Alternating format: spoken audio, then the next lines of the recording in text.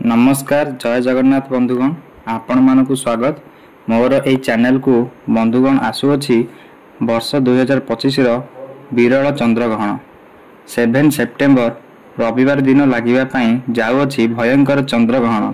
एही चंद्रग्रहण रे ग्रह नक्षत्र मानकर स्थान रे बहुत बड़ परिवर्तन हेबा पई जाउछि जहा फल रे राशि चक्र रे थिबा 12 गोटी राशि मानक मध्यरु 6 गोटी एमिति भाग्यशाली राशि अछंती जेउ मानकर जीवन पूरा पूरी बदलिबा पई जाउछि।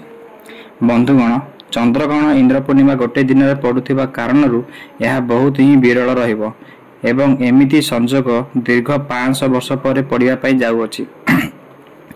बंधुगण यह राहुग्रस्त चंद्रग्रहण हेबा पई जाउछि एवं पूर्ण चंद्र ग्रहण हेबा पई जाउछि एवं एही ग्रहण कुंभ राशि रे संगठित हेबा पई जाउछि जहा द्वारा एही चंद्र ग्रहण रे प्रभाव कुंभ राशि रे व्यक्ति विशेष मानक उपरे बहुत पड़िया पई जाउछि।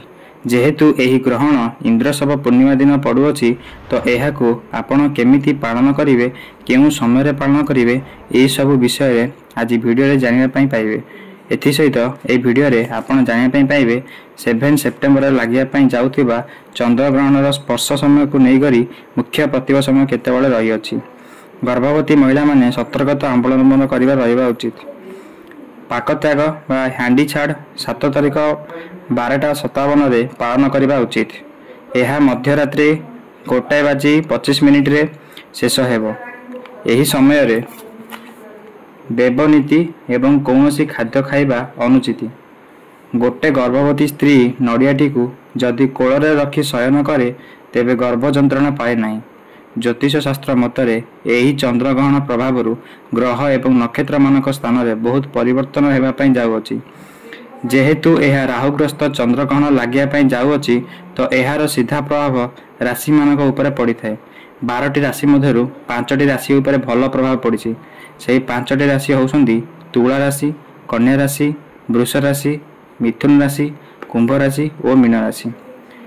एही राशि मध्यरु जदि आपनकर केउटा भी हेई ताहाले आजि ठारु आपनकर भाग्य बदली जिवो। चलंतु बंधुगण एबे हमें जानिबा चंद्रग्रहण कौन। चंद्रग्रहण सेतेबेले हुए जेतेबेले पृथ्वी सूर्य और चंद्र को मध्य आसी पड़े एवं पृथ्वीर छाया चंद्र रे पड़े। यह केवल पूर्णिमा तिथि रे हुए। एबे जानिबा चंद्रग्रहण प्रकार। पृथ्वीर केवल अल्प छाया चंद्र रे पड़े। चंद्रर एक अंश अंधारीर देखा जाए। संपूर्ण चंद्र पृथ्वीर छाया भीतर को पड़ी थाए। एथिरे चंद्र लाल कला रंग रे देखा जाए। पृथ्वीर हल्का छाया चंद्र रे पड़ी थाए। यह को खाली खोला आखिरे स्पष्ट रे देखिबा कष्टकर। बंधुगण एबे हम सब जानिबा चंद्रग्रहण किपरि हुए। सूर्य पृथ्वी और चंद्रमान रेखा रे आसीथिबा बेले पृथ्वीर मुख्य छाया और हल्का छाया चंद्र को ढाकी देई थाए। धर्मीय दृष्टि हिंदू परंपरा रे ग्रहण समय रे जप पाठ ध्यान दान स्नान को शुभ मना जाए। ग्रहण समय रे रांधा बांधा खाइबा पीइबा को निषिद्ध करा जाए। बंधुगण चंद्रग्रहण प्रभाव केमिति हुए जानिछंती। प्राकृतिक प्रभाव रे समुद्र रे तरंग वृद्धि पशु पक्षी व्यवहार रे परिवर्तन देखा जाय थाए। मानव जीवन रे विज्ञानीय भावन रे कौनसी हानिकारक प्रभाव नाही। ज्योतिष दृष्टि किछि ग्रहण को शुभ और अशुभ भाव रे देखा जाए। आसंतु बंधुगण एबे हमें जानिबा ग्रहण समय रे चंद्र काहेकि लाल होइଥାଏ। पृथ्वीर वायुमंडल रे विकिरण घटे। नील आलोक विकिरण होई छितरी जाए किंतु लाल आलोक वायुमंडल मध्य पसी उम्ब्रा भितर पहुंची जाए थाए। सेथि पई ग्रहण समय रे चंद्र कपर रेड और ब्लड मून भाव रे देखा जाए। मतन एबे हम जानिबा चंद्रग्रहण रो आवर्तिता। प्रति वर्ष 2 रु 5 चंद्रग्रहण होई पारे। सेथिरु सबु समग्र पृथ्वी देखिबा को मिले नाही।